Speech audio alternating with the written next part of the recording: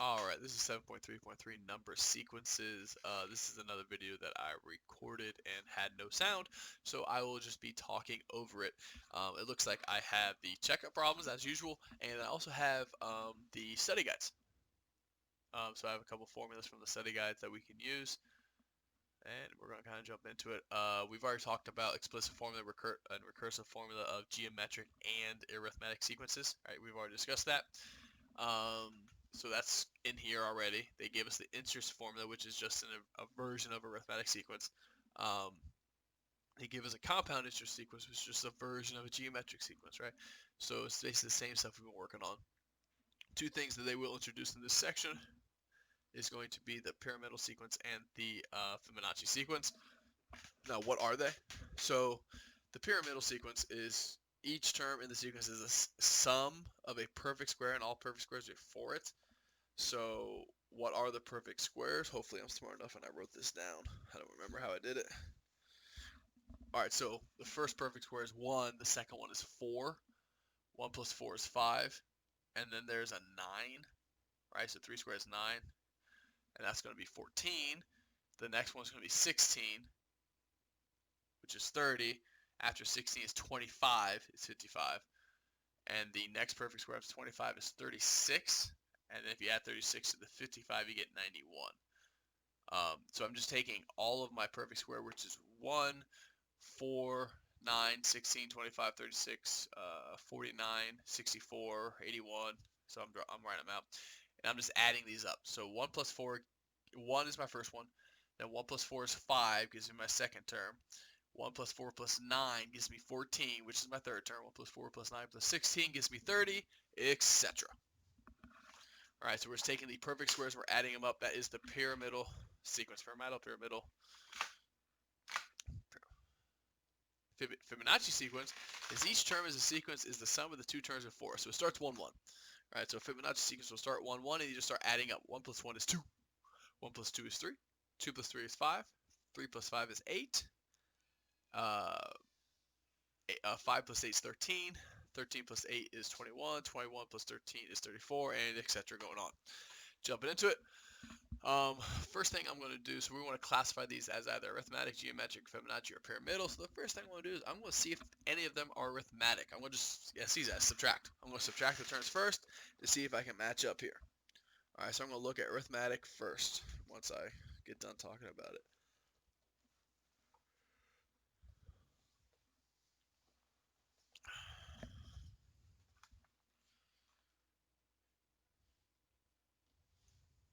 Alright.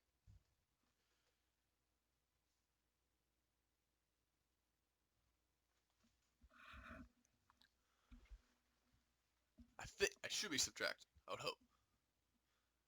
12.1 minus 10 is going to be 2.1. 14.2 minus 12.1 is going to be 2.1. 16.3 minus 14.2 is going to be 2.1. So I found a common difference of 2.1 on question 1. That's arithmetic. So basically I was able to divide all the terms and do that. 5 minus 1 is 4. 14 minus 5 is 9. Right away, that's not going to be arithmetic. 1 minus 1 is 0. 2 minus 1 is 1. Right away, not going to work. 10.5 minus 7 is 3.5.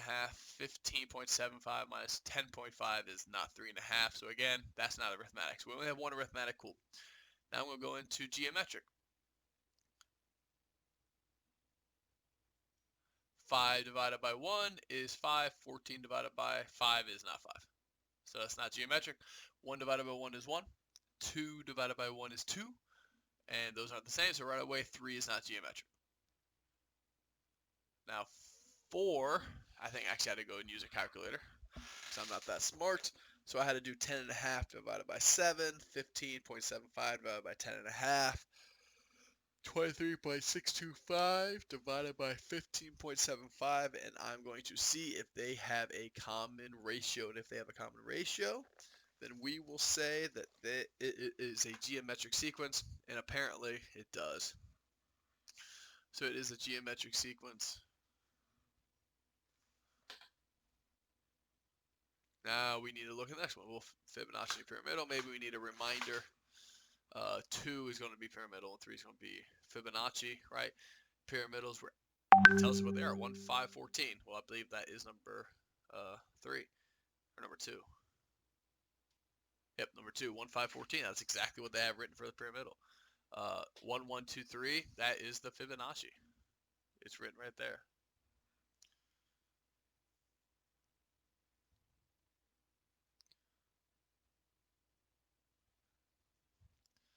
So I just kind of got that information from the study guide.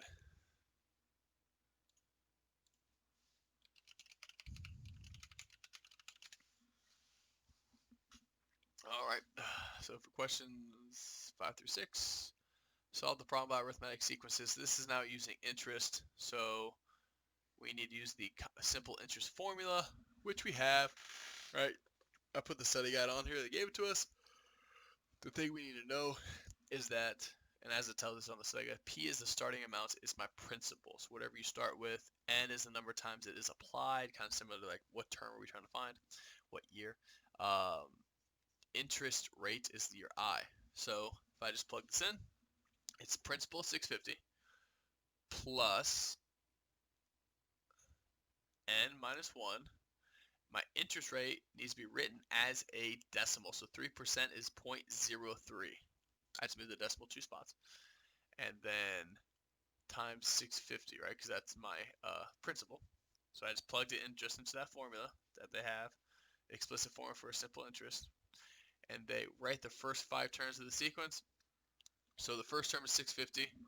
And then what I'm doing, and I'm doing in a calculator, is I'm just changing this n from 1 to 2.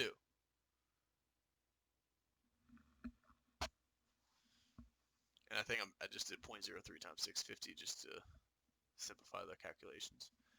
So there we go. And what I'm going to do is I'm going to plug 2 in for n, 3 in for n, 4 in for n, and 5 in for n. That is just to ensure. That's just how you find it, right? You just plug in for n, right? Because it tells you what the nth term is. So I type all that stuff in and I'm calculating. Alright, so I just keep pushing it in.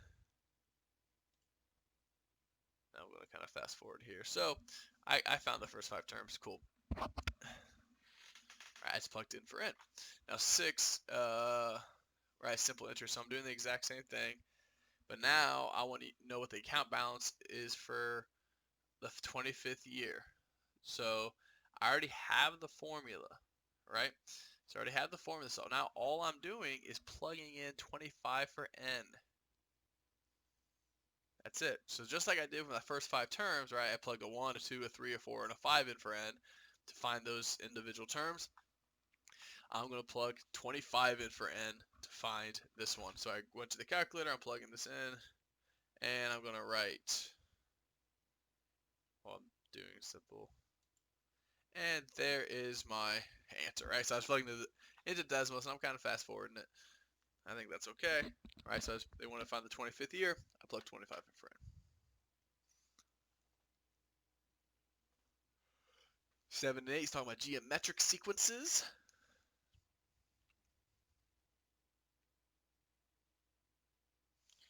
Which means we're going to use the compound interest formula, or equation, I guess. Same idea. P is your principal, is your starting amount. N is the number, it's the year number that the account is open, where N equals 1 represents the opening of the account. So when the first term is the opening. And then I is your interest rate written as a decimal. So I'm just going to write my formula down, right, which we see to the left on the study guide. And then I'm just going to plug in what I know. I know my principal, my starting amount is $2,500. That's what I invested into the account. It tells me my interest rate is 3.5%, right? I need to write that as a decimal, so I need to move that over 2 decimal places. So 0.035, right? So I moved it over 2 spots. And then my N is 9. Right, because they want to know how much money I have in the 9th year. Subtract 1. And now I'm just going to plug that into the calculator and solve. There we go. Cool. So I have $3,292.02.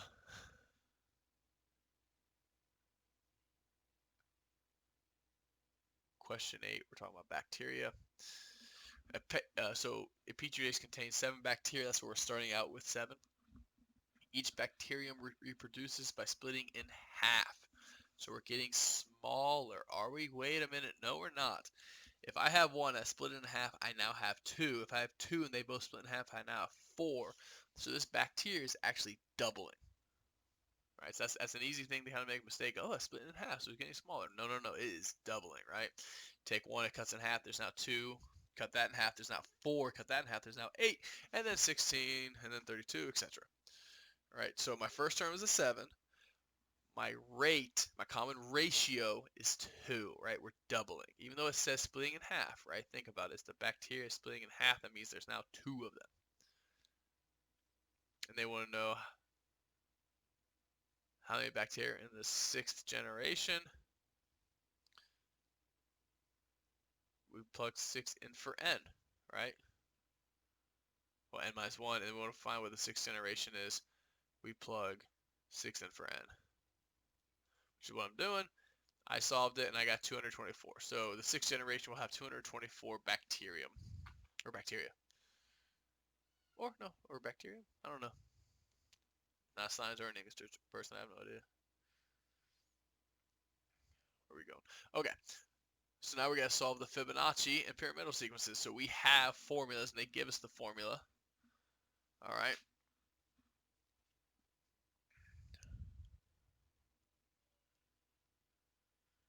So I know a Fibonacci sequence is each term is the sum of the 2 terms before it. So the 3rd term is the first 2 added up. The 4th term is the 2nd and 3rd term added up, etc., etc. So this question is saying that the 8th term is 21, the 10th term is 55, and we want to find what the 9th term is. So we don't know what the 9th term is, that's a question mark, but the 10th term is 55. Well, knowing what we know about the Fibonacci sequence, where the 2 previous terms add up to be the next term, the 8th term plus the 9th term equals the 10th term. All right, so we know that that's what the Fibonacci sequence says. So we know the 8th term is 21. Our 9th term is our x. That's what we're solving for. My 10th term is 55. So I just create a nice fancy little algebraic equation that you guys are all pros for. And I find out that my 9th term is 34. The next question is going to be about the pyramidal sequence. They tell you what the recursive formula is for the pyramidal sequence. As written, a stack of cannonballs with 7 layers has 140 balls. A stack with 8 layers has 140 plus 8 squared,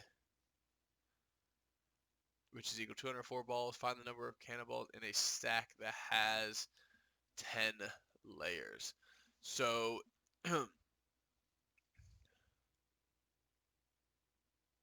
it's just the previous term, right? So p to the n minus 1 is not written. It should be a subscript, right? So that p to the n minus 1 should be a subscript. That's just saying the previous term plus n squared. So we know 7th, which is the previous term, is 140.